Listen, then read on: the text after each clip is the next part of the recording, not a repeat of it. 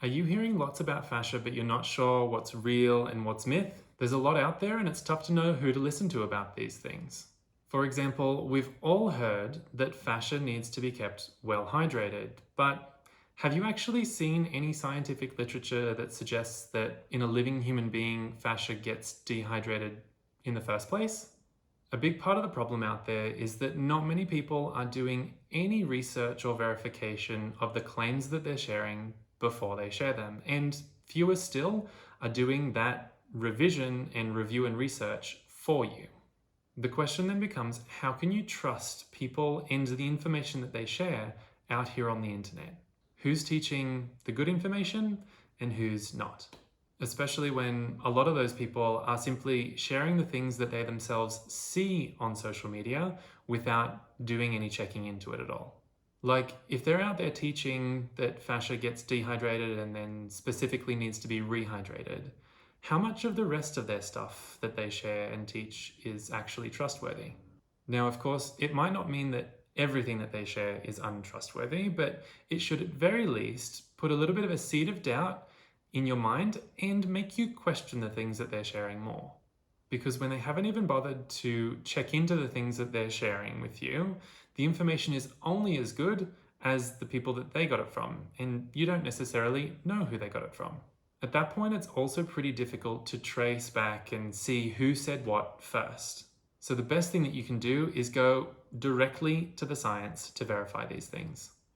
You could go out there and do that searching for yourself if you've got the time, the energy, the resources, and the knowledge of how to investigate those things properly.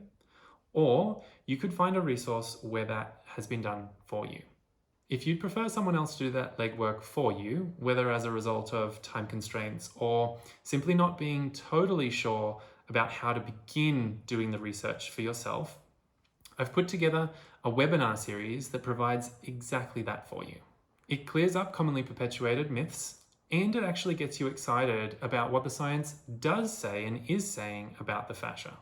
And so that it's not just another person out here on the internet telling you these things and expecting you to trust them, each of the webinars carries with them a list of references and resources that you can review and read yourself. Now, this is not just about fact-checking for the sake of it.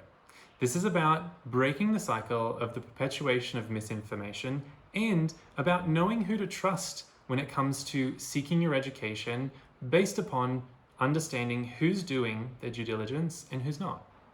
In preparing the webinar series, I've done that due diligence for you.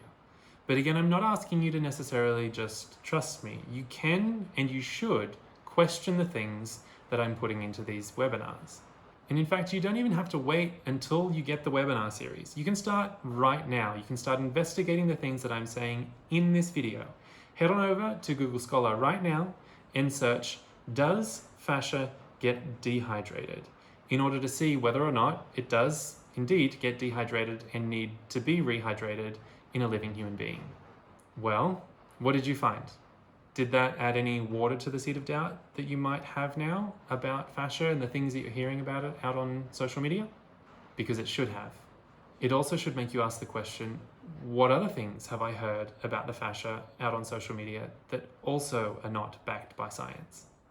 At this point, unfortunately, you can't unhear or unsearch the things that I've just told you about fascia and hydration. And so you've kind of got two options. The first option is for you to go down the rabbit hole yourself. If you've got the time, energy, and resources, you can start to gradually build an understanding about the fascia. You can, in doing so, decipher between what's myth and what's fact, and you can then decide who to trust based upon the things that you've concluded. Or the second option is you could take a short 5-webinar series where I've done all of that for you and I've condensed it down into around about 5 hours of learning.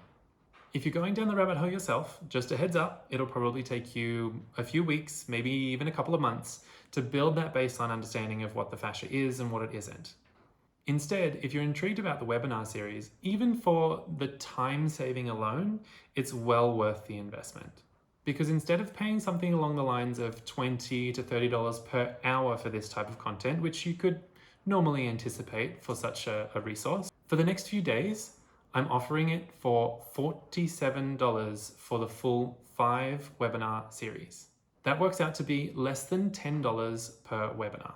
There are 5 webinars all up, and the first one is focused on establishing a foundation upon which the following webinars will build upon. We set up that foundation by discussing what fascia is, what it isn't, what it's comprised of, and then what some of the characteristics of the different types of fascia that we have are.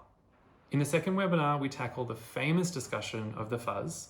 We also talk about adhesions, scar tissue, and then what manual therapists might be able to, and definitely cannot, do about those types of things. The third session is all about hydration, and you guessed it, we're going to be busting that myth wide open. But not simply by telling you it's a myth, I'm going to walk you through why it's a myth. We'll talk about hydration distribution in the body, the hydrophilic nature of some of the molecular components of the fascia, and then also how hydration is typically measured in the body.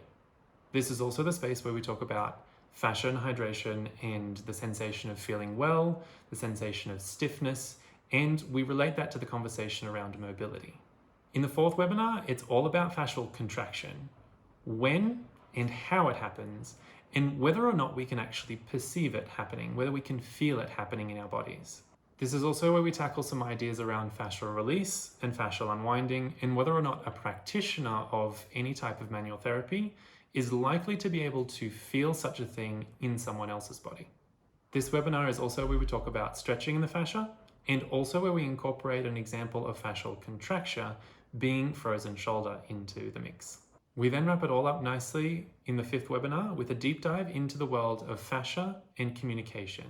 And we answer the burning questions of whether emotions are stored in the fascia, how fast information travels through the network of the fascia, the question of whether or not the fascia is piezoelectric, and whether or not it has anything to do with the traditional Chinese medicine concept of qi.